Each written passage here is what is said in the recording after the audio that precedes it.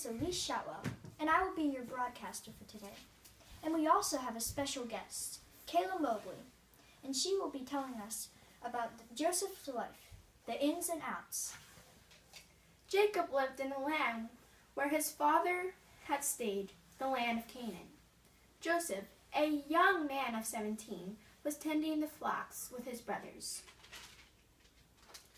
the sons of Bilhah and the sons of Zilpah, his father's wives, and he brought their father a bad report about them. Now Israel loved Joseph more than any of his other sons, because he had been born to him in his old age and made an ornate robe for him. When his brothers saw that his father loved him more than any of them, they hated him and could not speak a kind word to him. Joseph had a dream, and when he told his brothers, they hated them all the more. He said to them, "Listen to this dream I had. We were binding sheaves of grain out in the field when suddenly my sheaf rose and stood upright while your sheaves gathered around mine and bowed down to it." His brothers said to him, "Do you intend to reign over us? Will you actually rule us?" And they hated him all the more because of his dream and what he had said. His brothers threw him into a well, and they had decided what they would do, whether they should kill them or not. So one of them said, "We shouldn't kill them. How about we sell them into slavery?"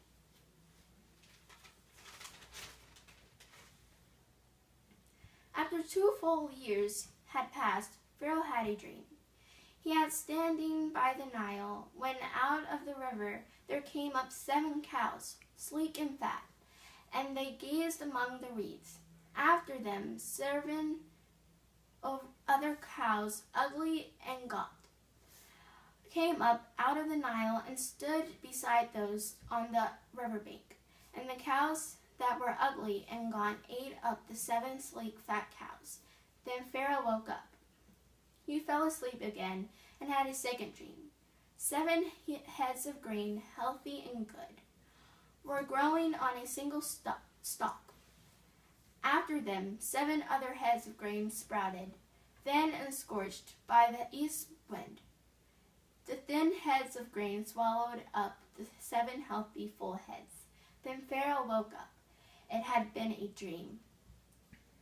In the morning his mind was troubled, so he sent for all the magicians and wise men.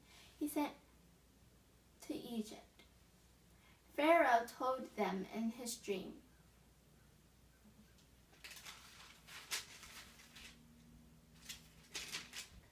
Pharaoh was once angry with his servants, and he imprisoned me and the chief baker in the house of the captain. So Pharaoh sent for Joseph, and he was quickly brought from the dungeon. When he had shaved and changed his clothes, he came before Pharaoh. Pharaoh said to Joseph, "I had a dream, and no one could interpret it. But I have heard it said of you that you hear a dream, you can interpret it." "I cannot do it," Joseph replied to Pharaoh, "but God will give Pharaoh the answer he desires." The plan seemed good to Pharaoh and all his officials. So Pharaoh asked them, "Can we find anyone like this man, one in whom is the Spirit of God?"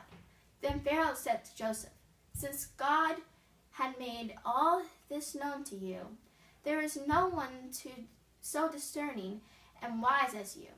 You shall be in charge of my place and all my others, to submit to your orders. Only with respect to the throne will I be greater than you."